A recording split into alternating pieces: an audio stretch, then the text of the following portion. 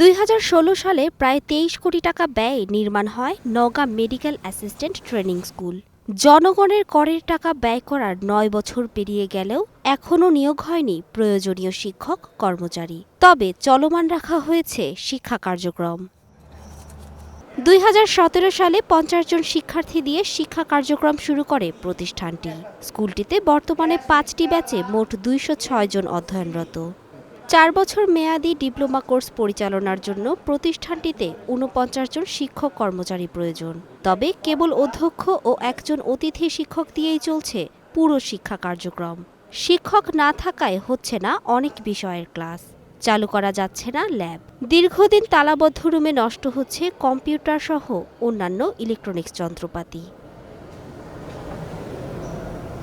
এত বড় একটা প্রতিষ্ঠান করছে, এখানে জনবল এবং অর্থর যে ব্যাপারটা সেটা আমাদের দেওয়া লাগবে। শিক্ষক থাকলে ক্লাসগুলো আরও ভালো হইতো, বেশি হইতো। এগুলোই একদিনে যে আরও বেশি ক্লাস করতে পারতাম, এই বিষয়গুলো নিয়ে বিভিন্ন করতে পারতাম, সেটা আর হচ্ছে না। এখানে একটা কিংবা দুইটা ক্লাস হচ্ছে রেগুলার, পর্যাপ্ত পরিমাণে ক্লাস হচ্ছে না। শিক্ষক না থাকার জন্য আমাদের এই ধরনের সমস্যা হচ্ছে। স্কুলটিতে রয়েছে ছাত্র ও ছাত্রীদের জন্য আলাদা দুটি বড় হোস্টেল।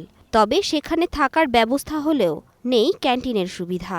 নিরাপত্তা নিশ্চিত করার জন্য নেই কোনো প্রহরী। এতে নানামুখী সমস্যায় আছেন শিক্ষার্থীরা। এখানে গার্লস হোস্টেলও আছে, এখানে আমরা অনেকগুলো মেয়ে থাকি, মানে নিজেদের নিরাপত্তাতে নিজেদের থাকতে হয়। আমাদের এখানে খাওয়ার ব্যবস্থা নেই, আমরা এখান থেকে বাহির থেকে এনে খাওয়া দাওয়া করতে হয়। এখানে রান্নাবান্না খাওয়া দাওয়া খুবই অসুবিধা হচ্ছে আমাদের জন্য। কিন্তু গভর্নমেন্ট যেহেতু অর্থ বরাদ্দ না হলে তো আর কোনো ফ্যাসিলিটি পাওয়া সম্ভব না, সেজন্য আমাদের নিজেদেরকেই কষ্ট করে নিজেদের টাকা দিয়ে চলতে হচ্ছে। অধ্যক্ষ বলছেন, শিক্ষক ও জনবল নিয়োগের বিষয়ে একাধিকবার চিঠি দেওয়া হলেও কেবল আশ্বাসের বাণী শোনাচ্ছে মন্ত্রণালয়। স্বাভাবিকভাবে স্থাপনা, প্রয়োজনীয় জনবল, অর্থবল এগুলো বরাদ্দ হওয়ার পরে এই প্রতিষ্ঠান চালু করলে প্রতিষ্ঠান ভালোভাবে সুন্দরভাবে পরিচালিত হইত।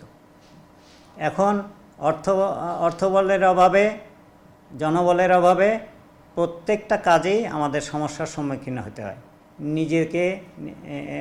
নিজেদেরকে পরিশ্রম করে বা এই সমস্যাগুলো মোকাবেলা করে টিকে থাকতে হচ্ছে। বাংলাদেশে বর্তমানে 16টি সরকারি মেডিকেল অ্যাসিস্ট্যান্ট ট্রেনিং স্কুল এবং 200টি বেসরকারি ম্যাটস রয়েছে। Mithila Anjum, star news.